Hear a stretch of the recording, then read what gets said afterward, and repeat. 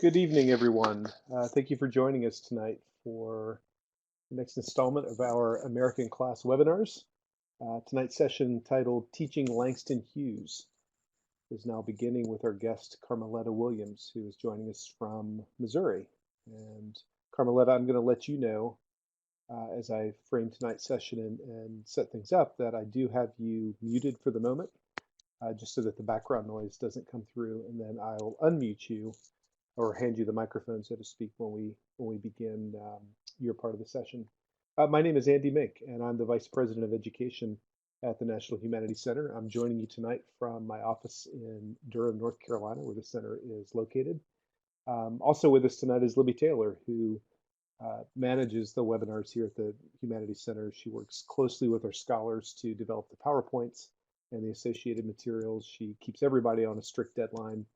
She gives me thumbs up when my voice is coming through well and makes sure that we troubleshoot in any way. One of the things that Libby is going to ask and need from all of you is to make sure that you register your full name in the chat box so she can take attendance. And as she does that, she'll make sure that you're set up to receive your evaluation and then certification for joining us tonight by the end. In order to sort of get us ready for tonight's session with Dr. Williams, I'm actually drawn back to the copy that all of you read when you decided to sign up for tonight's webinar, and I'm going to read this briefly. It's something that all of you have read already. You chose to come and join us tonight after a long day in the classroom, and maybe it's in part because of this summary introduction. Black broke, bereft of parental encouragement and love, the baby-born James Langston Hughes on February 1st, 1902, had his life set on a bleak, terribly troubled road, primarily because it ran right through America.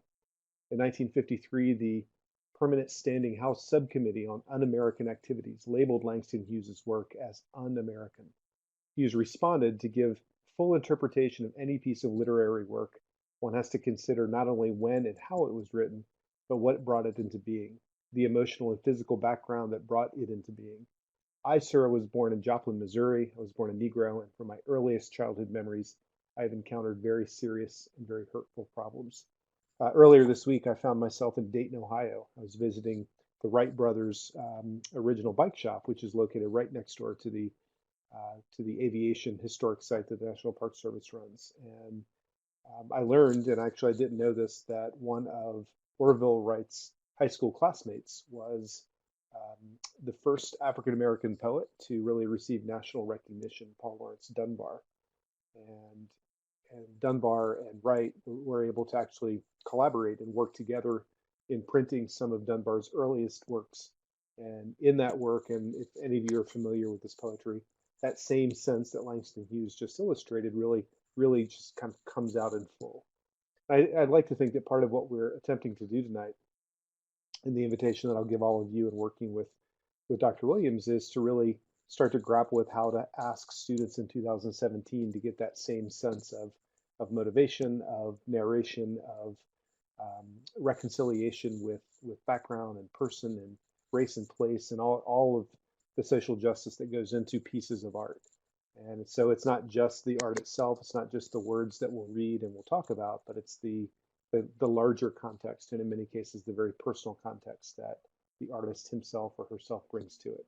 And I hope tonight that in our conversation, you'll be able to really ask questions and really interact with each other in a way that allows you to interact with those questions.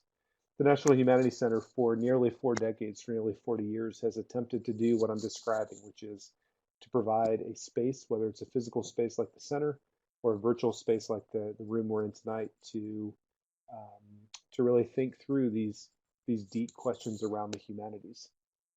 Each year we have a cohort of 40 humanities fellows who come and join us from universities all over the country, and they do their work, they do their research, they write their books, they think through their digital projects. And it's, in my view, developing a deeper understanding of that content that helps us create advocacy, helps us better understand the humanities as disciplines, and helps us better share that same sense of purpose and mission with our younger students. A lot of the work that we do in the education department is to take that content, that understanding, and try to be innovative in terms of ways that we impact teaching and learning.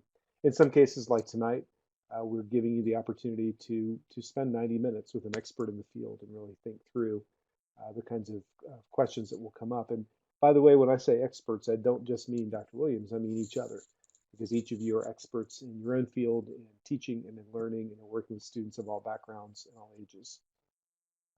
When the fellows leave our center, we pry the keys away from them on Memorial Day each year. Most of them, if not all of them, really speak about a personal and professional transformation. We work hard in our education work to try to mirror that, to try to provide some kind of change from before to next after doing this work with us.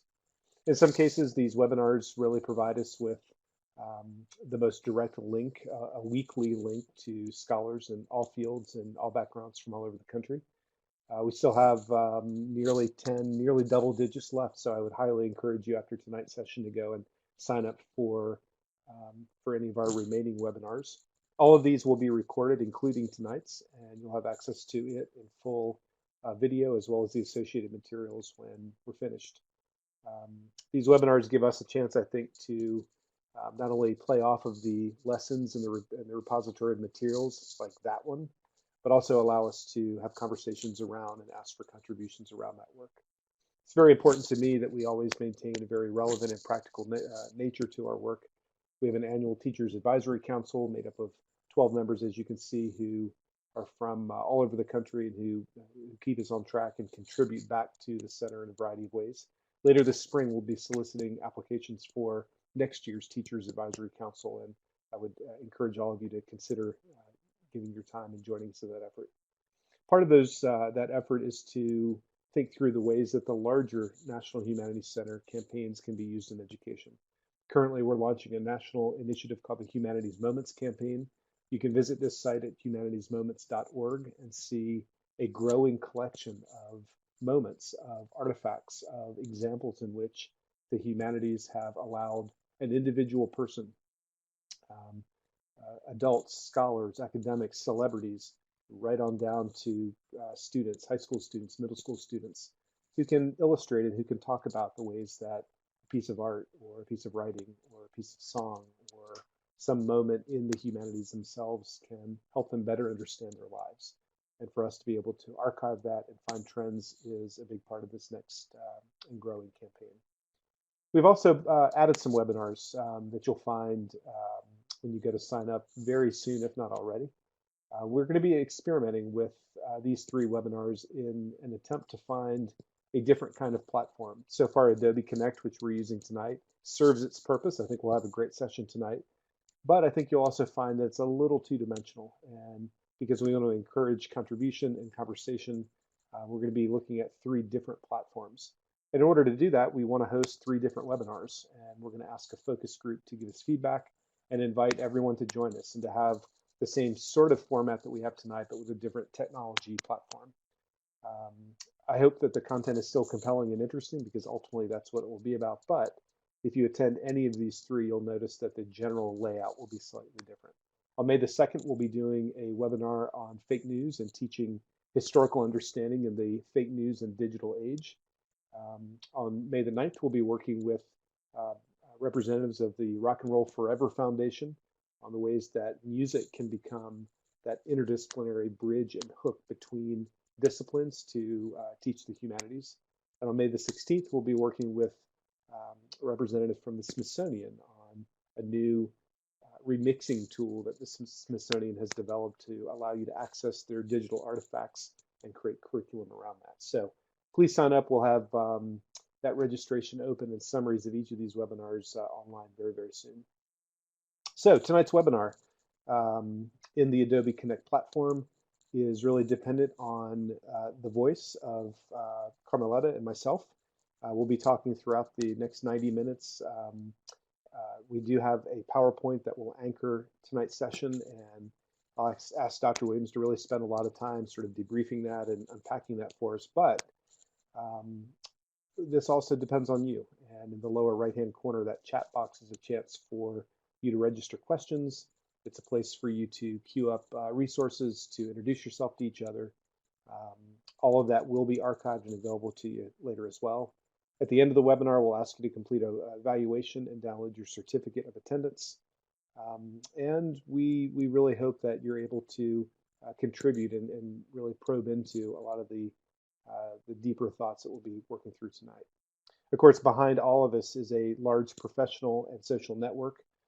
Please, all of you, find ways tonight to follow and tweet and pin and share and bookmark and underscore and hyperlink.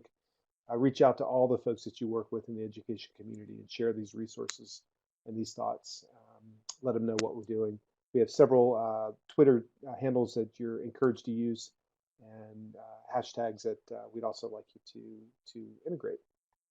So all of that is my introduction to what I know will be a very compelling webinar tonight. And as I introduce you, Carmeletta, I'm going to unmute you as well, hand you the microphone. And there's a lot of different things I could say to introduce our guest tonight, but I think the ultimate credibility, the thing that makes her stand out as, in my view, one of the most relevant and topical guests that we could have in this entire series, is her background as a teacher, is her background in terms of taking this complex and complicated material and finding ways to introduce and to inspire and to share this with younger students of a lot of different ages. So I would highly encourage you to also have that kind of pedagogical conversation. Carmeletta, you're in Missouri, I'm in North Carolina, but I can still shake your hand and say hello. Thank you for joining us. Well, thank you for the invitation. I'm excited. Good. Well, this is going to be a great session. I'm going to hand the microphone to you now. You can advance the slides in the lower left-hand corner, and we'll go from there. Oh, okay. In the lower, oh, I see. Okay. All right. Well, you've seen a picture of me in my car.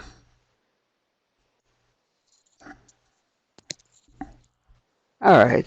Oh, this is the book that I did for the National Council of Teachers of English. Langston Hughes in the Classroom. Do Nothing Till You Hear From Me is Langston Hughes' favorite song. And in fact, they played it at his funeral. So I had to name the book after his song. But it is turnkey.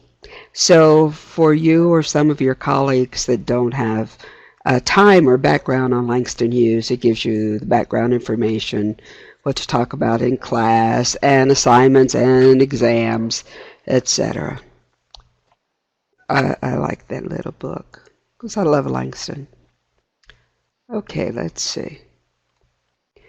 All right, this poem, when I had to submit, can you hear me? I can't hear me. Yes, we can hear you just fine. Your voice is clear, and it's going to be a little bit like being a radio disc jockey tonight. You're going to be speaking. Okay. Just imagine you're speaking to me. We're sitting in my office in my two chairs, but everybody can hear you great. And any time that there's a question that I want to bring into it, I'll just interrupt you briefly, and we'll go from there. Okay. All right. Thank you.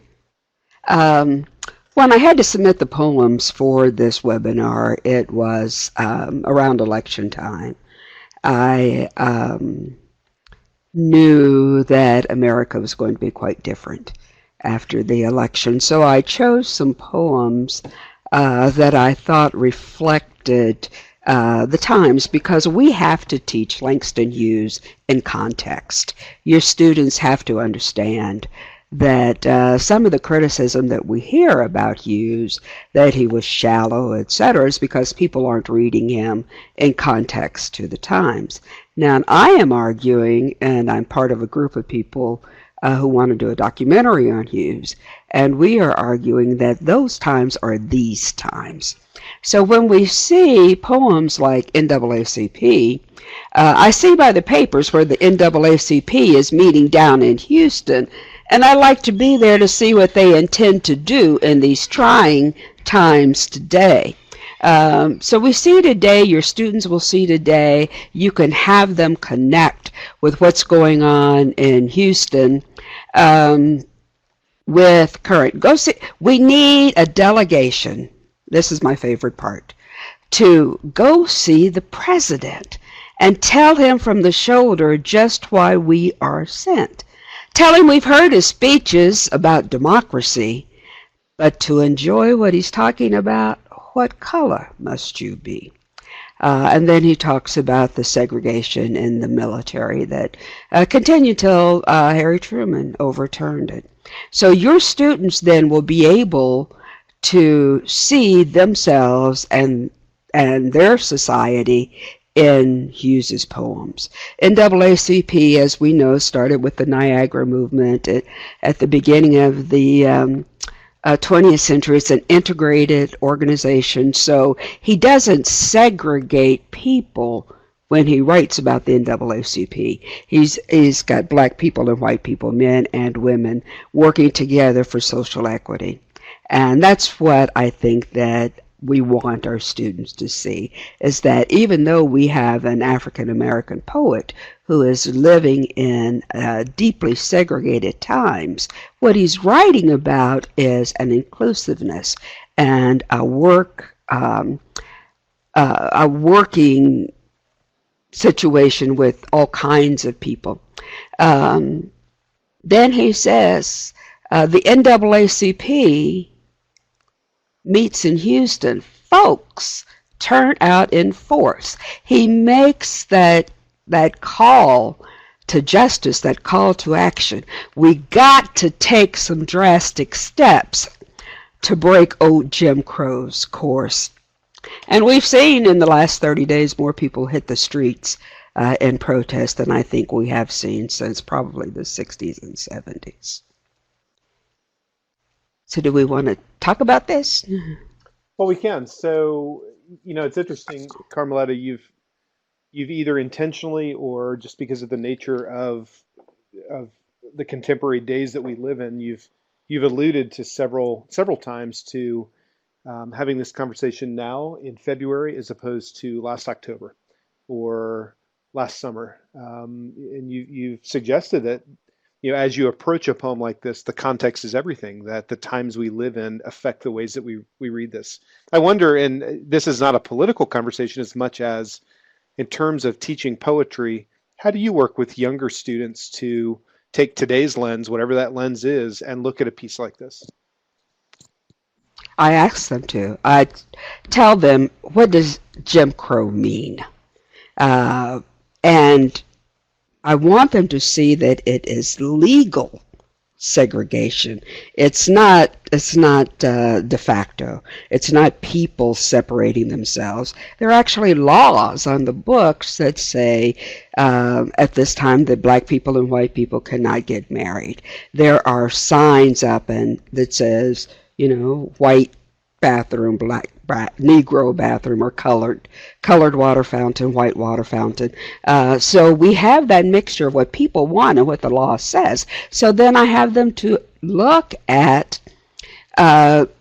even the line, the Jim Crow car is still dirty. He colored lines still drawn.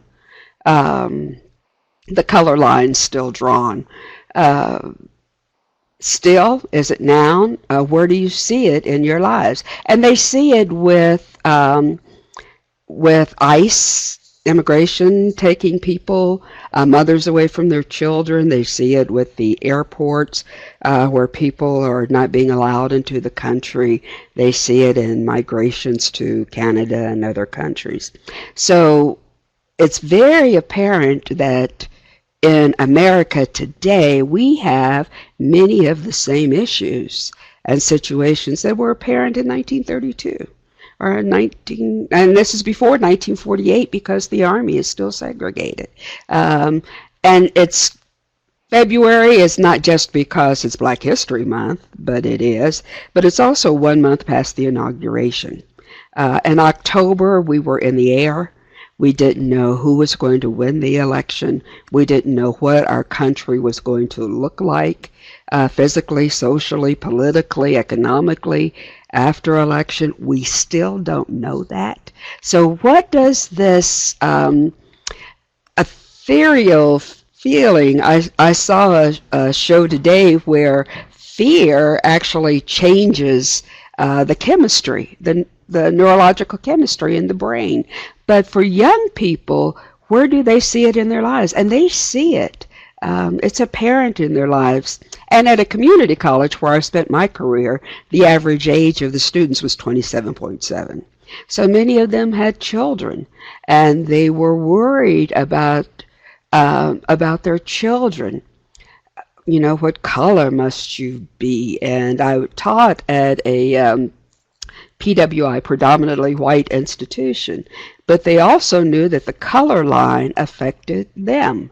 And the color line is still very rigid. And ask your students, especially this poem, NAACP, is actually pretty mild in Hughesian terms, and that anybody can relate to this. But to enjoy what he's talking about, what color must you be? And that will spark a lot of discussion in your classrooms. Yeah, that's really a fantastic answer. And when you consider it in those terms, it almost poetry, generally speaking, and specific poems like this one and artists like this one, um, that the work really stands the test of time because it does provide access points to those deeper human conditions, right? So, for younger Right. students who may not have the vocabulary for it, it allows them to get a sense of these larger issues that they're intuitively grappling with, but they may not understand. Right. But they will have friends or they will see other people in their school who are dealing with these issues. And Exactly. that makes it personal for them. I absolutely agree. Fantastic. Thank you. Um, there are a couple of questions that are coming up in the chat box. One of which I will ask you, and that is from Kishetta, who wondered if your choice of poems tonight was intentional, or if you were considering this larger context. How did you choose tonight's selections? I looked at what I saw Hughes being political, uh, his work being politicized.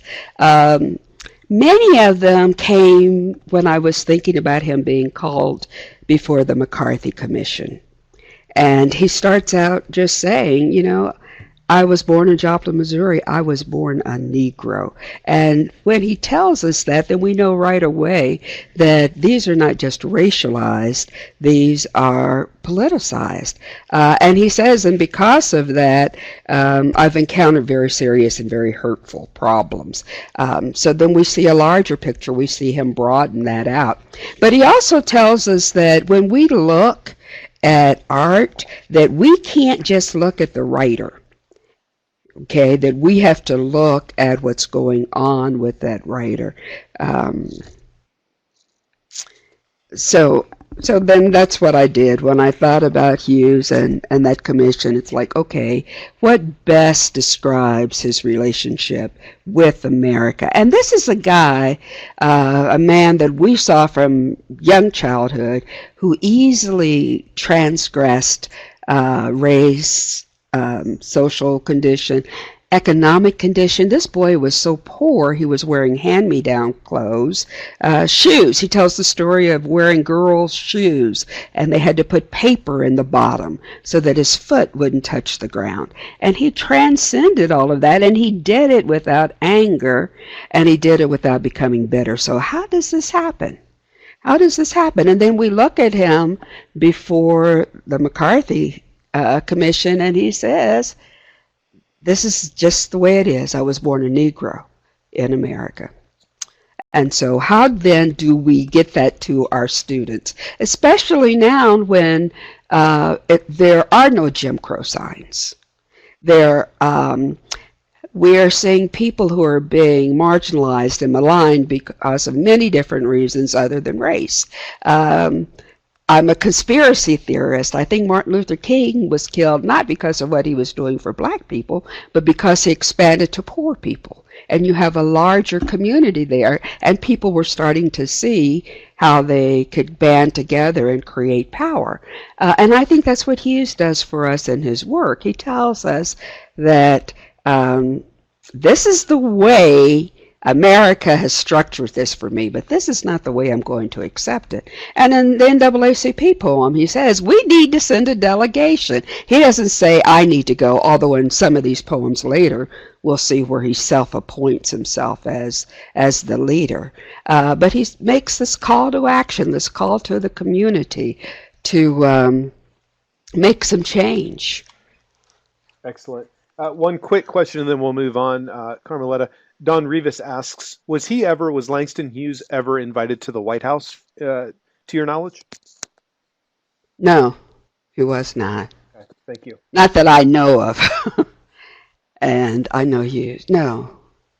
Okay, thank you. Hmm. Okay, you want to try the next selection? Sure. Hit this little arrow. Good Morning Revolution, 1932. Um, Good morning, Revolution. You're the best friend I ever had. So you can ask your students, why would a revolution be a person's best friend? Because we think of revolutions in broad terms. Countries have revolutions. Societies, nations have revolutions. Why would a single person find revolution as a best friend? And enough of a best friend that he greets him, right? Good morning, revolution. We're going to pal around together from now on. How does that happen? How does revolution and a person pal around together? So that'll start your students to thinking about personal revolutions. What does revolution mean? Listen, revolution, you know the boss where I used to work, the guy that gave me the air to cut expenses, he wrote a long letter to the papers about you, said you was a troublemaker, a alien enemy. In other words, a son of a bitch. He called up the police and told them to watch out for a guy named Revolution. So Revolution has been personalized, right? So Revolution is a person. They hang out together, and he writes him, he talks to him, he greets him in the morning. What the heck is that about? And then he tells us what the revolution looks like. First off, you see, the boss knows you are my friend. He sees us hanging out together. Your students will relate to that, especially some of those who feel more radical or feel like change needs to happen. If I act different, if I assert myself, people are going to notice, and what's going to happen to me when that happens? And he describes the revolution. He knows we're not you. We're hungry and ragged and ain't got a damn thing in this world, and are going to do something about it. So he's not just talking about these two personas, right? The best friend and the narrator. He's talking about are going to do something about it. He's expanding it, right, to include more people. The boss got all his needs, certainly. And this is the difference, right? The class structure. He eats well, he owns a lot of houses, he goes vacationing, breaks strikes, which is significant because unions are helping the poor become middle class. Runs politics, bribes police, pays off Congress, and struts all over the earth. Okay, so the boss then is also personalized, and it's not just one person. Okay, so your students need to see this broadening of who does this boss represent. Certainly the upper class, but also look at the integrity of the boss. He runs politics, bribes police, pays off Congress, and he does it all with a swag, right? He doesn't just do it undercover or, underneath so that people can't see it. He's strutting it. He's proud. He's open about it. So we have then these two different communities. We have revolution and those people who need a revolution, and then we have the boss and those people in the boss's class. And then he personalizes it. He goes from the big picture to the little picture. He says, but me, I ain't never had enough to eat. Me, I ain't never been warm in winter. Me, I ain't never known security. All my life been living hand to mouth, hand to mouth. And that's really Langston Hughes. He talks about having a cousin visit from Kansas City, and he was excited. It was a friend his age, and in a couple of days, the boy is getting in touch with his mother. Langston's in Laurence, Kansas, and saying, come and get me. These people are so poor, all they eat are dandelion greens and fatback. So his feelings, of course, are hurt. You know, he's a little kid, and he can't even get a cousin to come and spend some time with him. So he gives us that personal part, but also he gives his readers an opportunity to get in that space. Okay, so we know that there is this person who's partnering up with revolution, who's been cold, he's been hungry, he hasn't felt safe, he's been living hand to mouth, and he repeats hand to mouth. All my life, okay, been living hand to mouth, hand to mouth. And even if the students or the reader hasn't had that experience, they can relate to grandparents who went through the Dust Bowl. They can relate to forefathers who were slaves, or people who scratched, as they say, scratched a living from the dirt. So he goes from a very personal relationship with the narrator and revolution being best friends to what does the opponent look like? What does the boss look like? And how are we being held in this class? And then he reminds us what that class is at the end. It's very poor. And it's poor because they don't own houses. They don't have the money to run politics or bribe police or pay off Congress. And we certainly don't see a swag. We don't see a strut in that community. I believe, Carmeletta, does this poem go to the next page as well? Oh, it does. Yeah, it does. So then he addresses the revolution, right? So he confronts it. He doesn't just let it go. He doesn't just say, okay, folk, but he clearly establishes who the groups are. Okay. So then he's bold. He's got a partner. Listen, revolution, we're buddies. See, together we can take everything. And those things that he wants to take are those things that are going to make people's lives better. Factories, arsenals, houses, ships, railroads, forests, fields, orchards, bus lines, telegraphs, radios. Jesus! Raise hell with radios. So then you can ask your students, how come we get this parenthetical section line here? Jesus, with an exclamation point. Raise hell with radios. Huh? Then he goes back to the things we need. Steel mills, coal mines, oil wells, gas, all the tools of production. Great day in the morning. Everything. And turn them over to the people who work. Rule and run them for us people who work. Okay, so I think it's interesting to have students to think about those parenthetical insertions. Because we don't need them. We don't need them for the flow of the poem. We don't need them for rhythm. So why are they there? What is it? And why are there exclamation points? And have your students look at that. We don't have a religious person when we have Langston Hughes. So why Jesus with an exclamation point? Is he praying? No. Raise hell with radios. What is he suggesting? What is he demanding that he and the revolution do? Is that they not stay silent. Okay, that they broadcast it to everybody.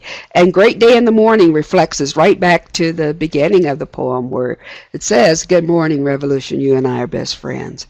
And then we see his call to the proletariat, the people who work, us people who work.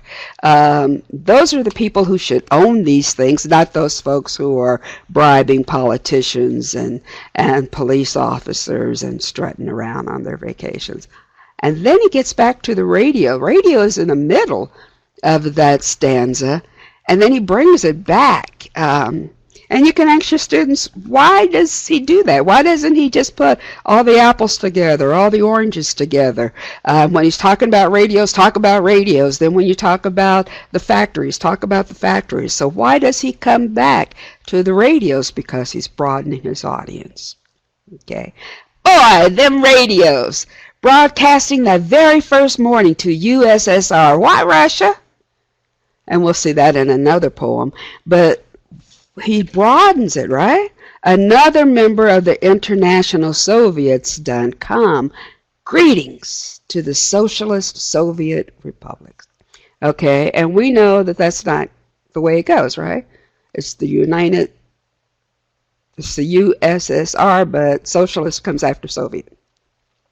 Hey, you rising workers everywhere, greetings. Okay, so he then, on behalf of the revolution, are pulling in more people. Why the socialist?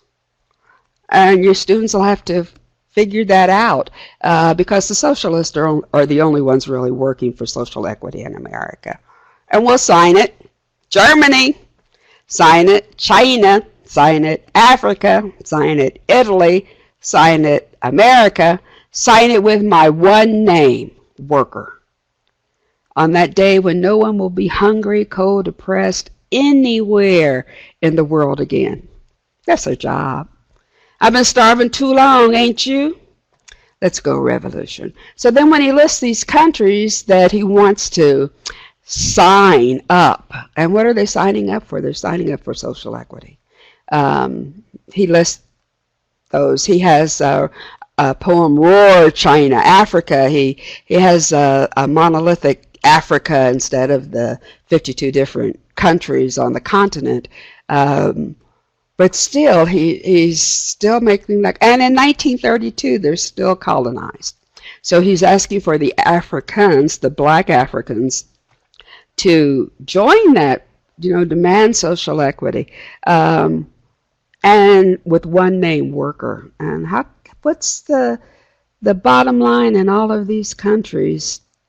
Okay, that it ends up being just one name, worker, because it's the same social stratus. We have the poor people who've never known safety, been starving too long, working too hard, and who's making the money? Those bosses. And what are they doing with that money? Corruption and partying and swagging.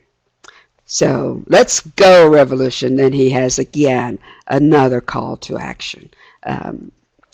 And you can even have your students look at call for actions in the poems of Langston Hughes, especially these political poems, because he never says, I can do it by myself, or him and revolution's doing it. He broadens it to the entire world and then says, or at least the part of the world where there are obvious stratifications in class, and says, we've got to get together, workers, because we're doing all of this stuff. We have to own it, and we have to be responsible for our own social equity.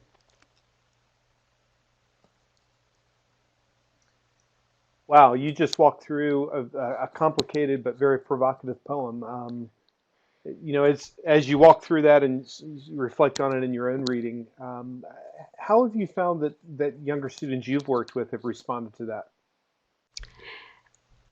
I think that students, first off, they have a little trouble thinking about a person affecting change. And then when they see that it can happen, that it takes one voice, one artist, one writer, etc., one musician, one person that they have a similar talent to, then they can see how it works. And then when he broadens it to a larger audience, to workers, to poor people, to different countries with disproportionate social stratus, then they can see it. But they have to be able to insert themselves into the poem first.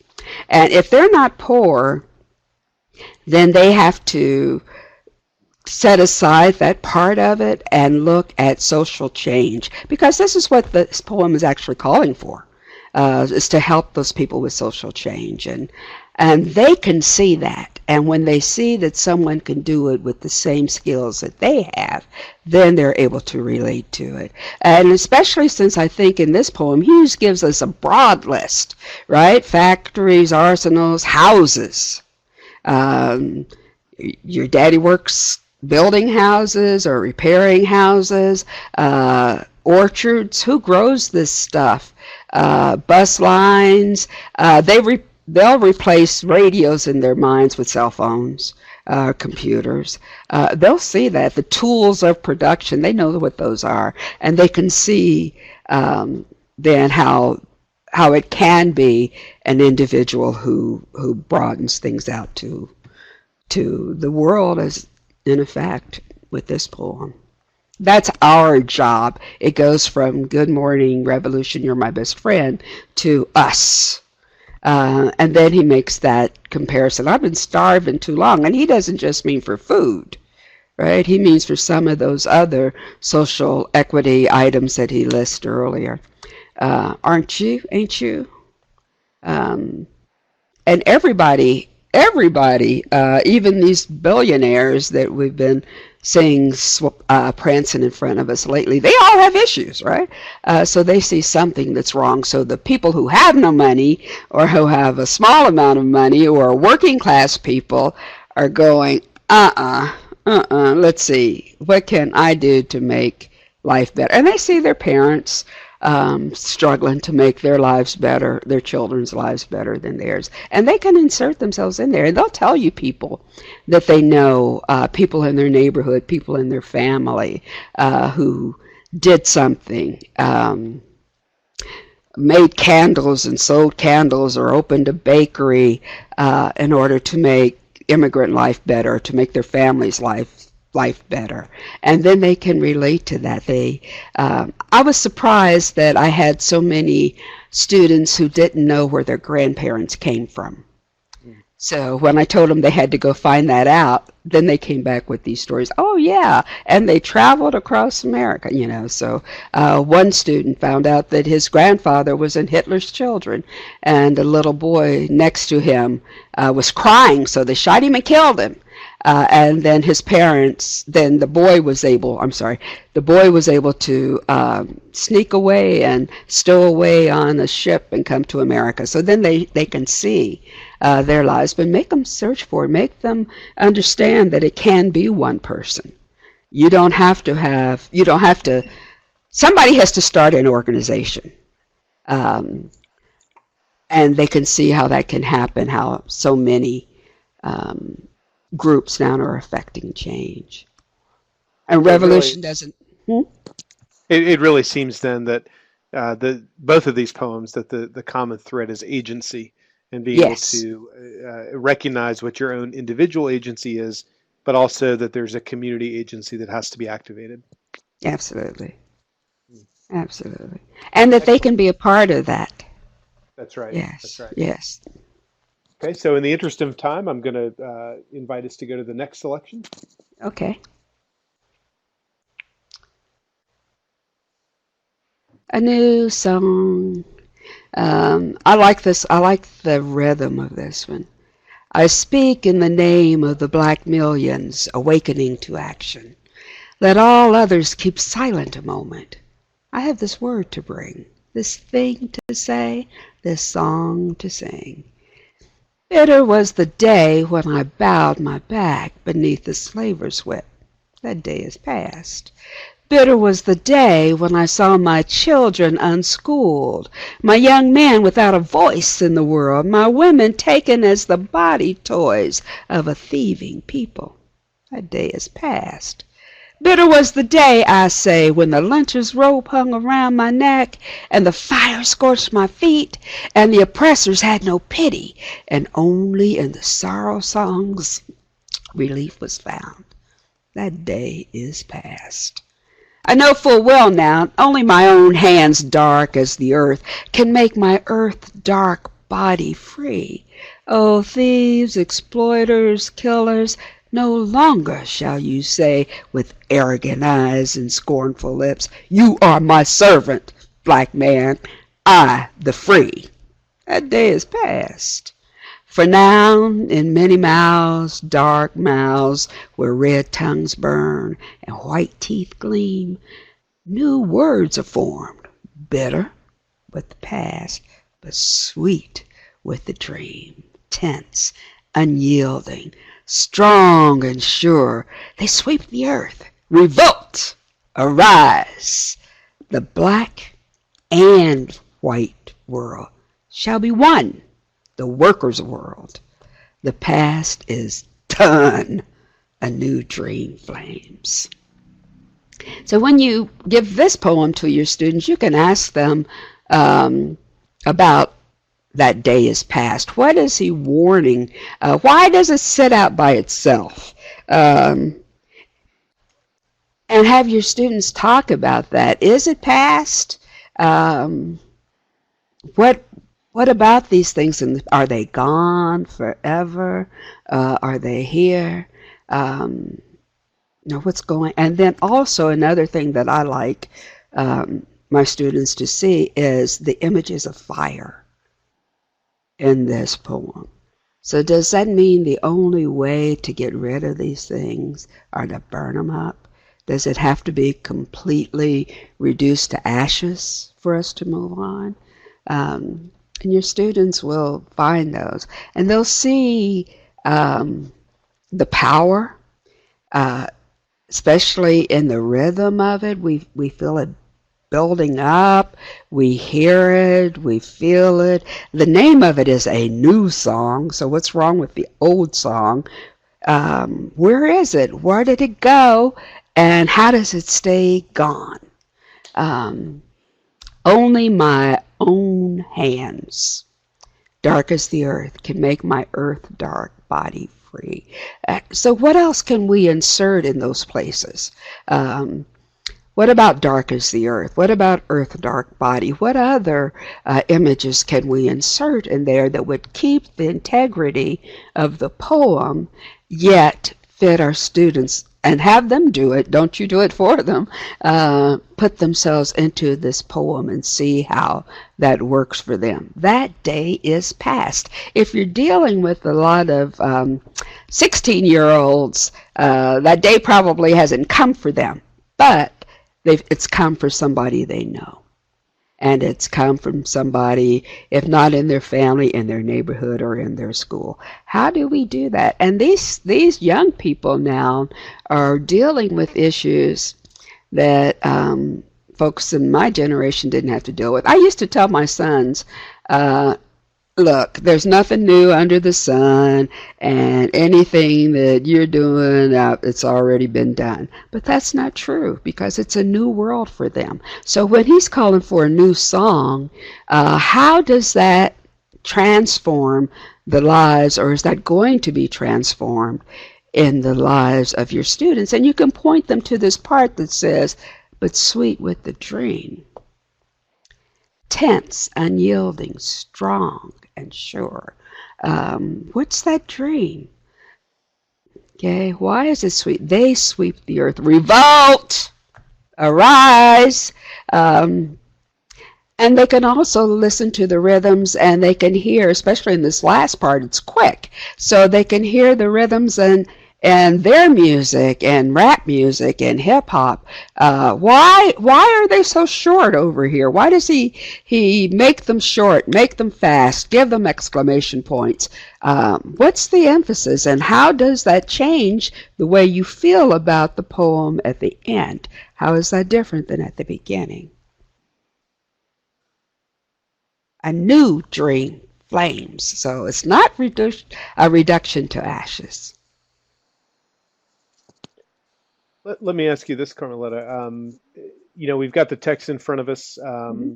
Poetry as written word is the format of the art, but hearing you read it and read it out loud, sort of, to me at least, gives a different dimension. How would you recommend that teachers approach works like this, or artists like this, poets like this, in terms of the spoken word versus just reading it in your head?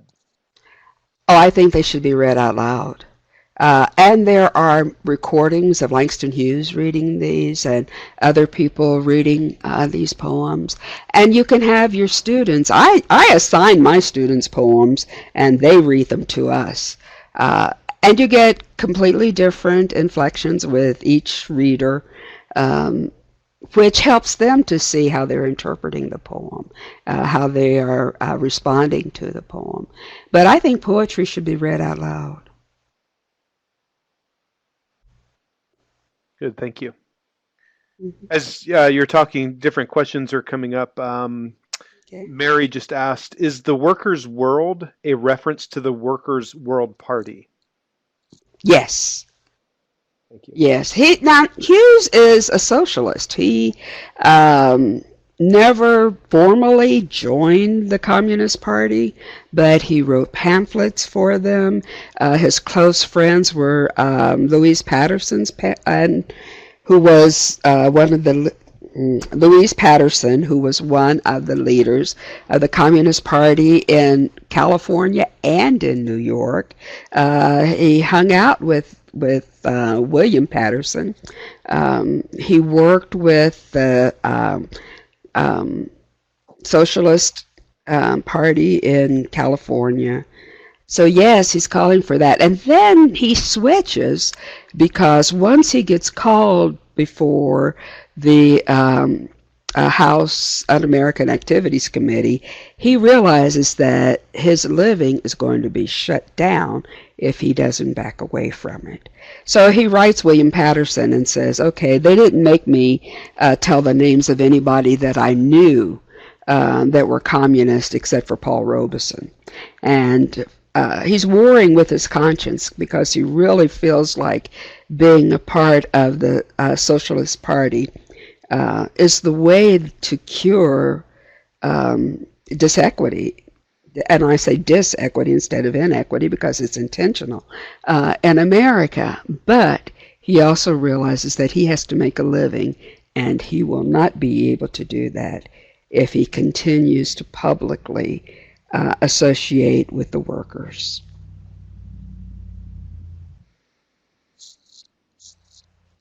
And Thank he's you. been hungry. Right. Excellent. Okay, so it's almost 8 o'clock. We've got about a half an hour more. Let's see what is next in your selection. Okay.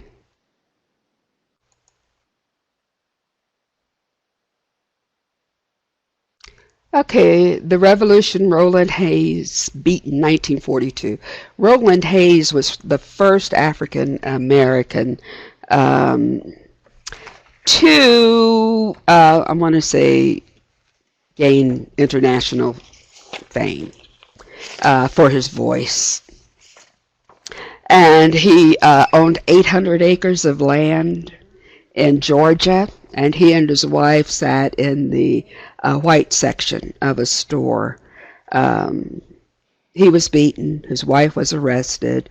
The governor of Georgia said that Jim Crow was alive and well in Georgia, and he was going to make sure that it stayed that way. So Hayes ended up selling his land and moving out of Georgia. I think in this poem what Hughes gives us are a lot of short, quick images that your students will have to read through and feel. You want them to read them slowly, but he gives us the whole purpose in the beginning. Negroes, comma, sweet and docile, meek, humble, with a capital H, and kind. Beware the day they change their minds, with an exclamation point. And then the rest of the poem tells us what happens. And he uses lots of images that would be familiar to people in that time, probably not to your students.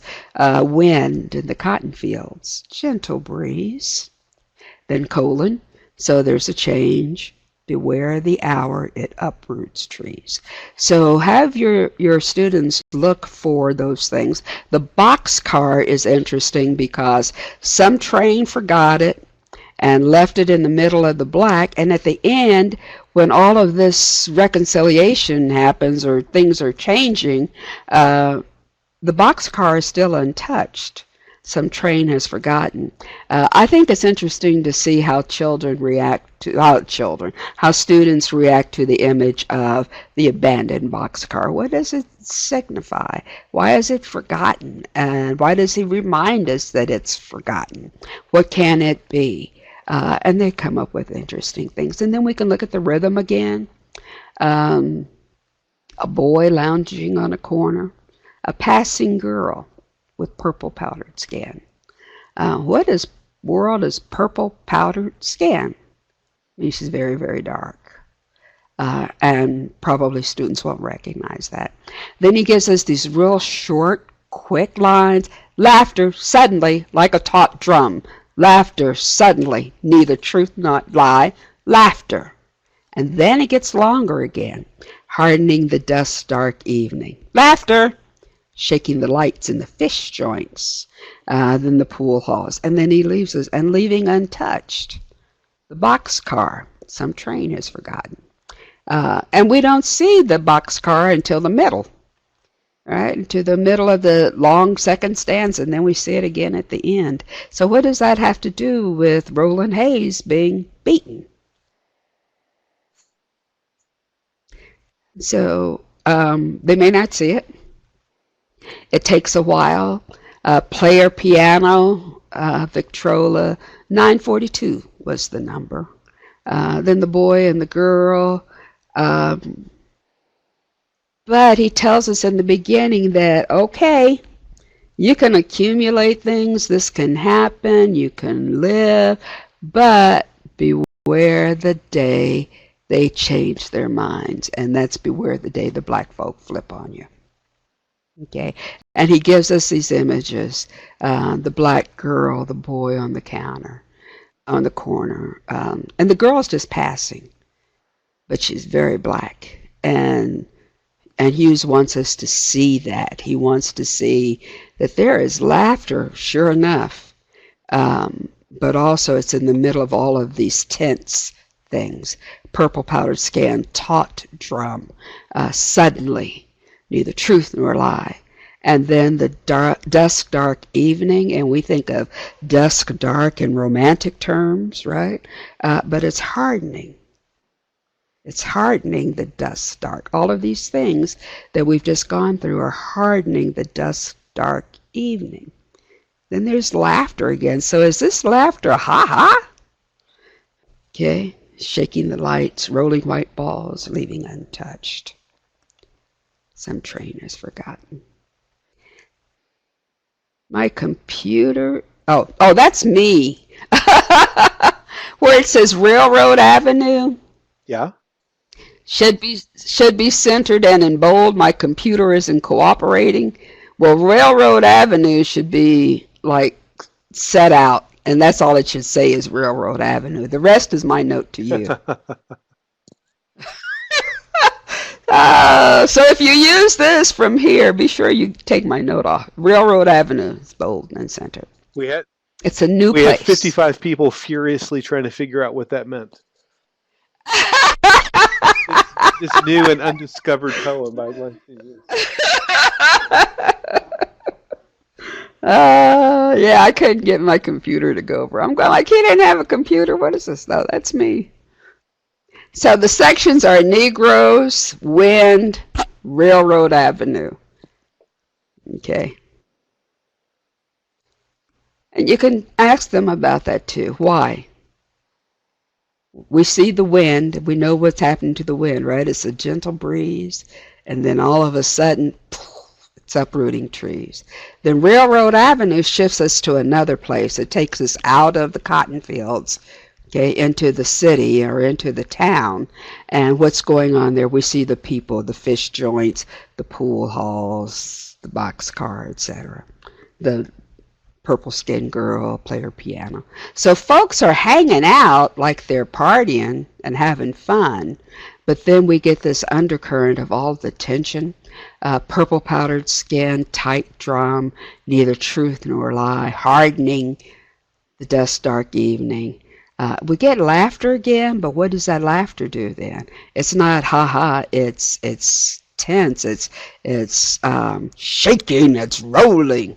And the only thing that it doesn't move is that boxcar some train has forgotten. What the heck is that?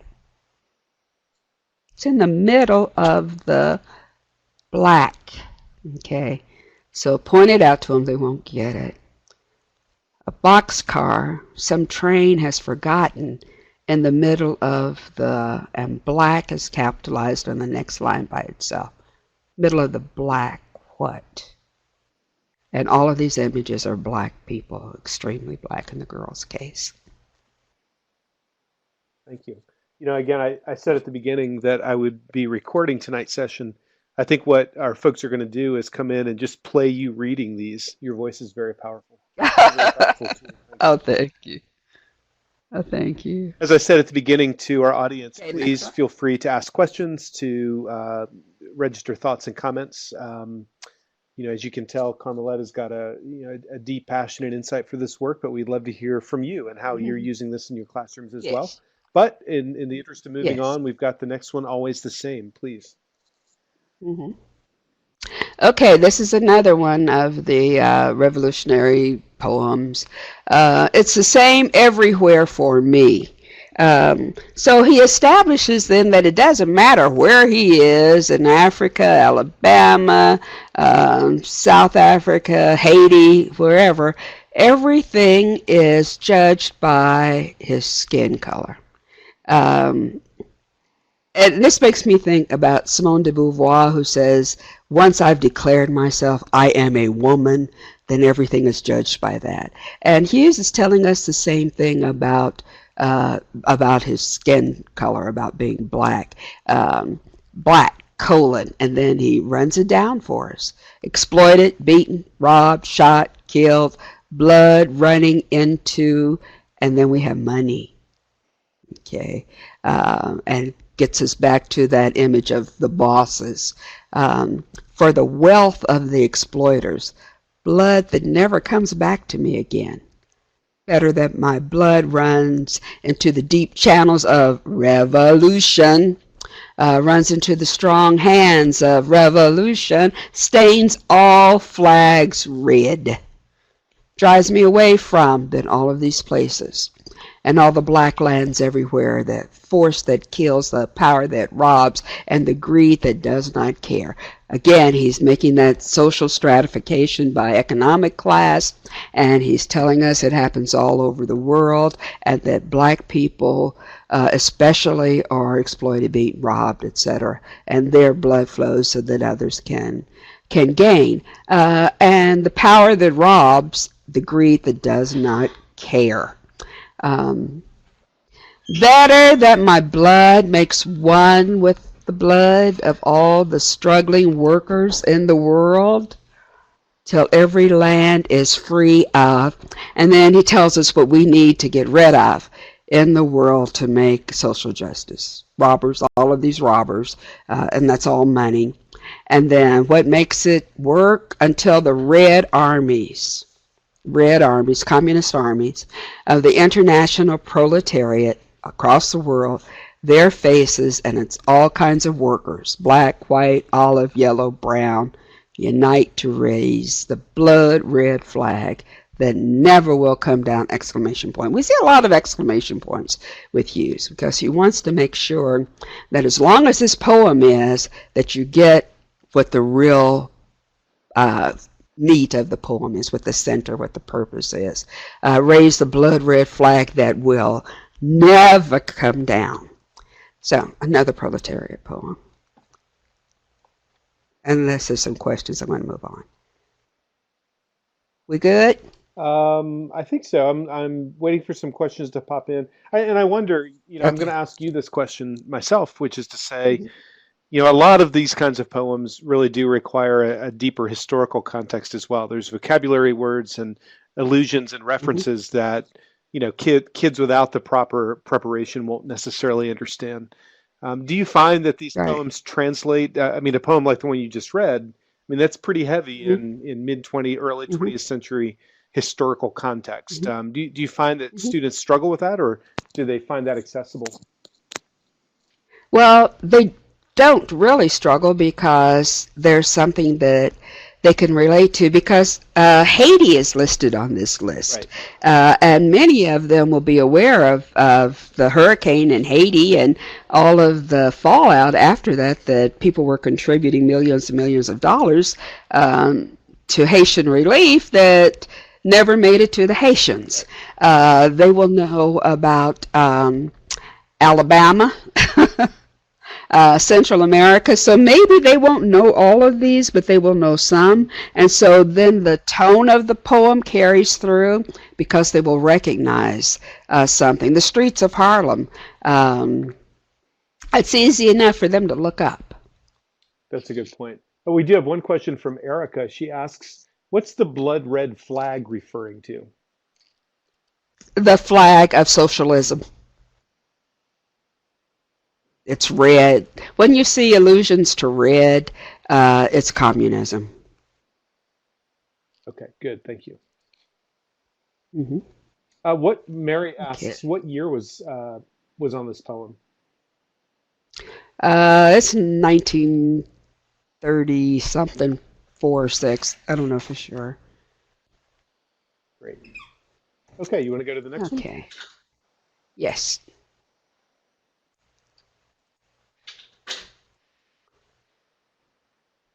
Goodbye, Christ. This was actually Langston Hughes's Waterloo. Langston Hughes was never really a religious person. When his grandmother died and he was living with his aunt and Uncle Reed in Laurence, Auntie Reed took him to church on the day that the children were supposed to be saved.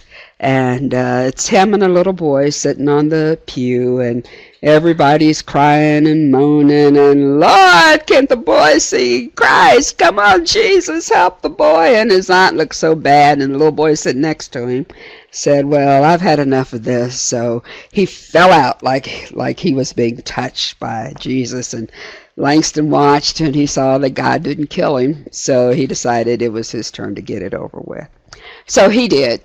He faked a conversion, and everybody was kissing him and patting him and praising him. And when he went home, he decided that he didn't need Christ anymore because he didn't come to him when he needed him. And he had, in effect, Christ had made him lie to someone that he loved and respected. So he was never, ever a religious person. And so he writes this Goodbye Christ then as a grown-up's reaction to the child's pain. Well, folks don't like it. They don't like him uh, being mean to Jesus, in effect. And when he writes about St. Amy McPherson, he's getting ready to give a speech in San Francisco, and she pickets, and they shut it down. And he sees that these are the things that are going to keep him from making a living.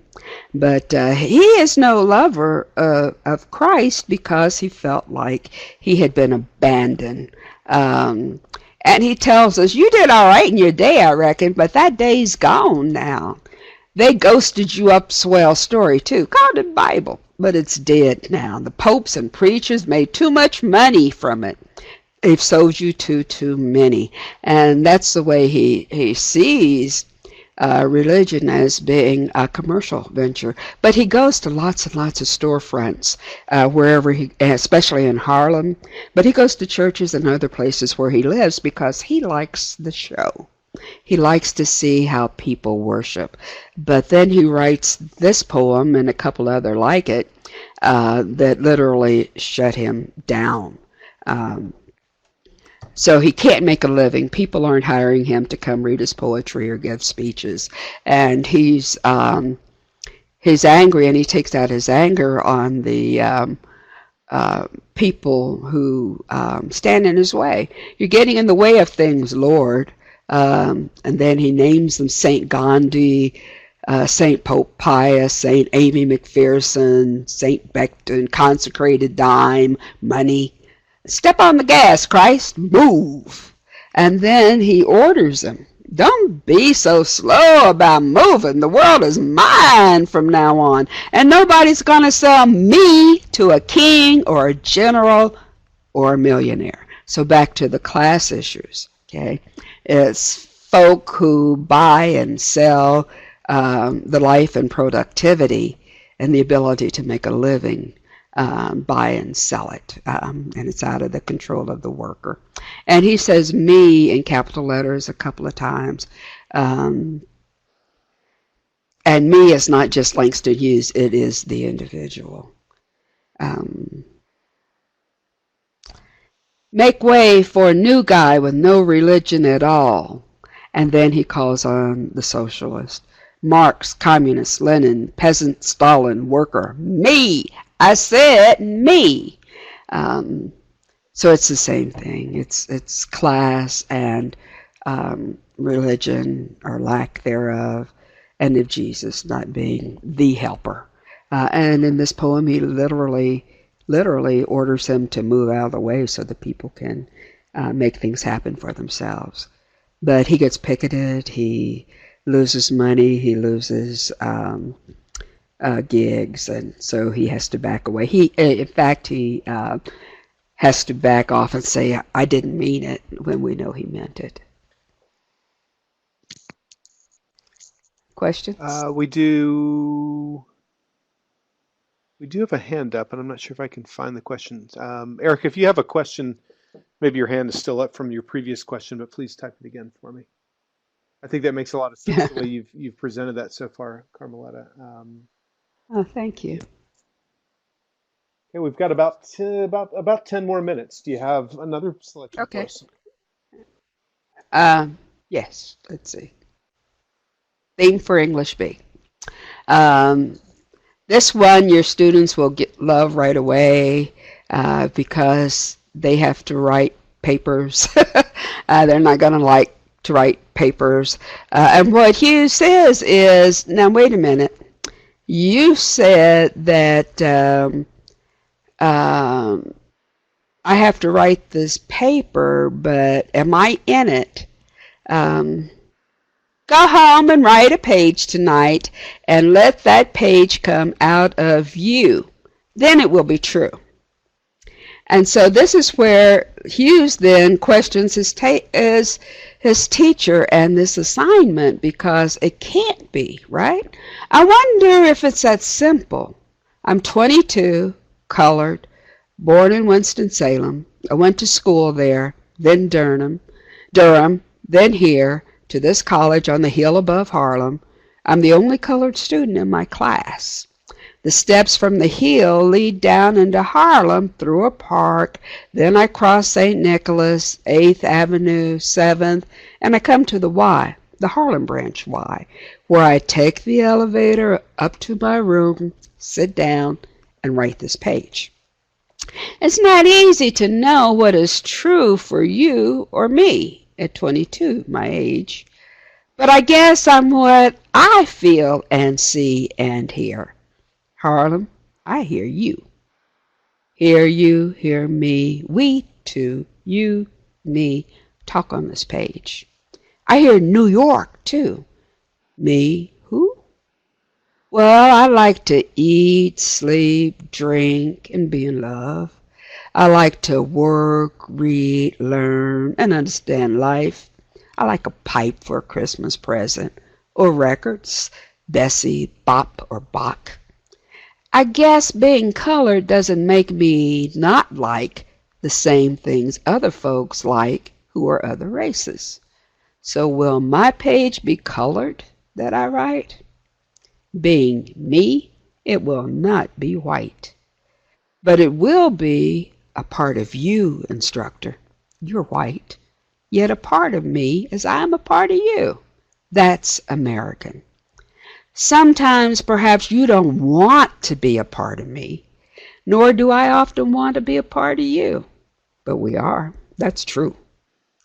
As I learn from you, I guess you learn from me, although you're older and white and sometimes more free.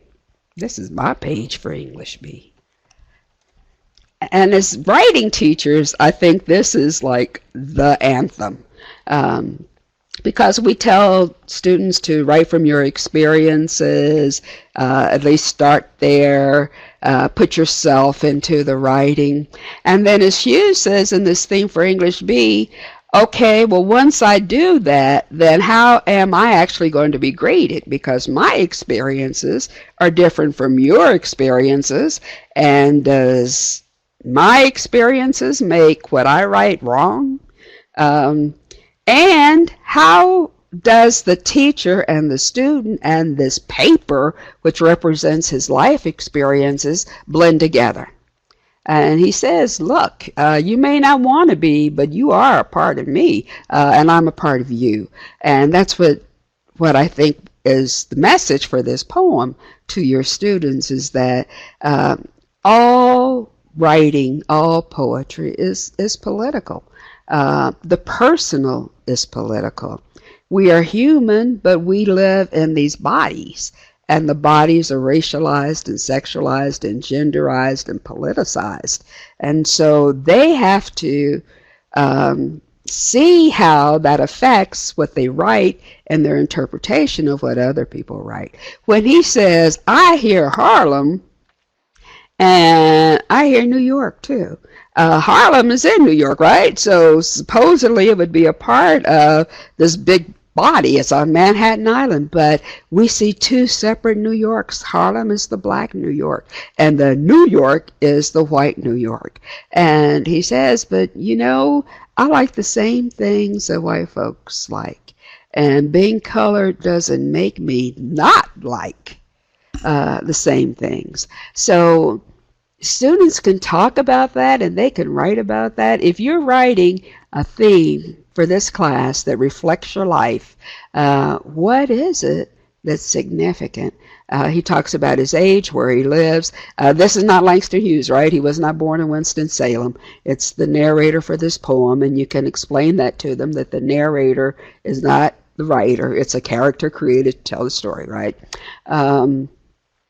So, and they can see that if they are the character who's telling the story, what is it that's significant to you? And the descriptions. Have your students see that he doesn't just say New York, he tells us what this journey through New York is, and he ends up at the Harlem Branch Y, which is Langston Hughes. When he first came to New York, that's where he stayed. And I think it's cosmic. And I keep having people say, you can't say cosmic in academic writing, but I do, because I think it's cosmic that when Langston Hughes first came to New York, he stayed at the Harlem Branch YMCA. And when he died, his funeral was at the funeral home right next door. And to me, that's full circle. That's full circle. For your students, it's up until now. What do you like? He says, I like this normal stuff. I like being in love. I like eating, drinking, sleeping, everything everybody else likes. So how does that make his paper different? Being me, it will not be white. But it will be a part of you. And then he says, you're white, but we're a part of each other. And how do those lives mesh? Especially when you look at the power dynamic of the teacher and the student and the writing in the middle that has to be judged. That's very powerful. Thank you. Yeah. Thank you. So I have to say, it's a little mesmerizing to hear you read and to talk about this, to the point where I almost forget my own questions. And I'm going to encourage folks to type in any questions you might have. We have just a 5 minutes or so left to ask Carmeletta about her work. And I know one question that occurs to me, and I'm going to go a little bit off script here and put you on the spot, if you don't mind. Mm-hmm. And obviously, Mm-hmm. you know, there's a soul to this work that is irrefutable. But I wonder, just in your own personal life, how you found yourself to be so intertwined and inspired by this work. How did you discover Langston Hughes? Do you remember the moment when you read his work for the first time? No, but I do remember when I was growing up, we lived in a very small neighborhood of black people. And my great-grandmother was one of the exodusters, and she and my great-grandfather moved to this neighborhood. It was from 55th to 53rd Street, from Prospect to Waldron. So it was 2 blocks deep and 6 blocks wide. My great-grandmother and great-grandfather moved there. My grandmother was born there, my mother was born there, and I was born in this neighborhood. My grandfather was from Yazoo, Mississippi, and he used to say, we're surrounded by woods and white folks, and that's a bad combination if you're black. And it was hard for us. We were so self-contained. Our school was there. Dr. Fields, who had a doctorate in education, was the principal, and people went there. And then when it was time for me to go to school, The schools were integrated, so I had to go to a white school up the street. And my mother was determined that I would be proud of blackness. And she was a nurse at the University of Kansas Medical Center, and the auxiliary would have book sales to raise money. And she would get her nurse friends, and they would all go downstairs, and she would say, find some black books for Karma. So Langston Hughes was one of those writers in that group of books that she would bring home to me. Sometimes I'd have two of the same books. But I saw myself then in those writers.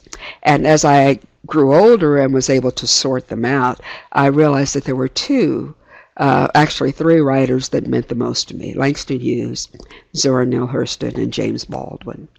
And they became the ones that I tracked and followed and fell in love with the most. But it was significant to my mother and my grandmother and me that I see myself reflected in this work. And when Hughes talks about this, I told my mother I didn't realize we were poor until I grew up. And she said, what did you think? Well, I thought I had clean clothes and I had shoes and we had food and all of our neighbors lived the same way. We had a nice house. So I didn't realize that nurses don't make much money, and a nurse raising 5 kids by herself had even less. But now when I read this, I'm going like, oh yeah, sure, that's my mom's life.